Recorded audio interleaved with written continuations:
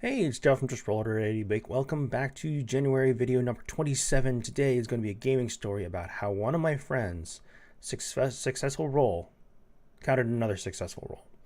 Now, that one will be kind of funny how to explain, but here we go. This game took place in the Dragon Age RPG done by Green Ronin, the little box sets that people used to have made. Now they got books and so on, but irrelevant to anything at the quality of the book right now. But what I wanted to get into was something that was kind of humorous to all of us, if you may believe it or not.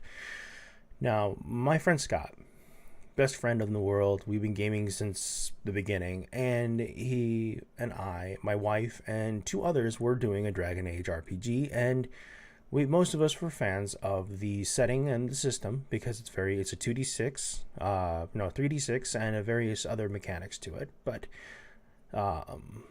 you can look that up a little bit later.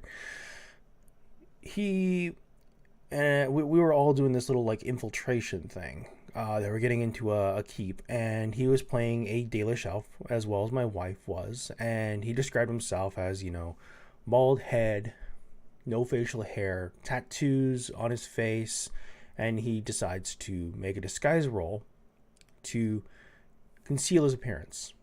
He did a great job. He got boxcars on the dice. It was perfect. He successfully made this great appearance by covering up his tattoos, finding out like their very mannerisms and so on, and he infiltrated this whole thing, and he was being cornered. Like, they knew that he was there, but they didn't know who he was or like what they looked like, but they had an understanding what was going on. He was going about, and he was making sure that his check was going on quite well constantly. He could not be caught, stealthing about, blending in, going on and on and on.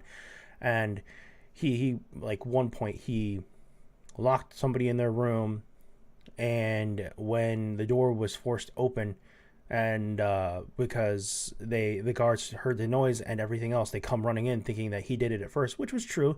He bluffed and said, no, I just heard a bunch of noise and I came here trying to open this door, and I have the key. And he's holding the key up in his hand that he just used to lock the door.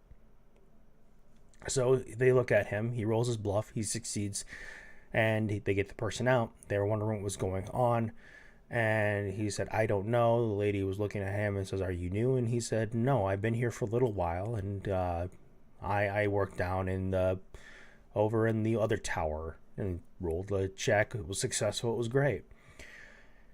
And he kept on getting these amazing successes, and I'm watching these things roll, and he could not be stopped. He was on fire that day. And then the next thing that happened was he was going about in the Lord's room where he wasn't supposed to.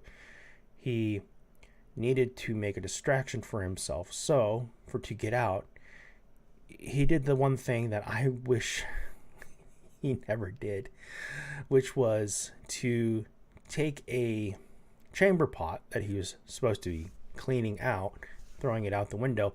He falls down the stairs trying to make it seem like he was pushed, and he lands with it all over him. And it was disgusting the way he describes it. And so his convincing roll was very convincing. And when he was getting up and he wiped off his face with water and a basin, his successful roll countered his very first successful roll, which was he cleaned off his own makeup, revealing that he was a Dalish elf, not a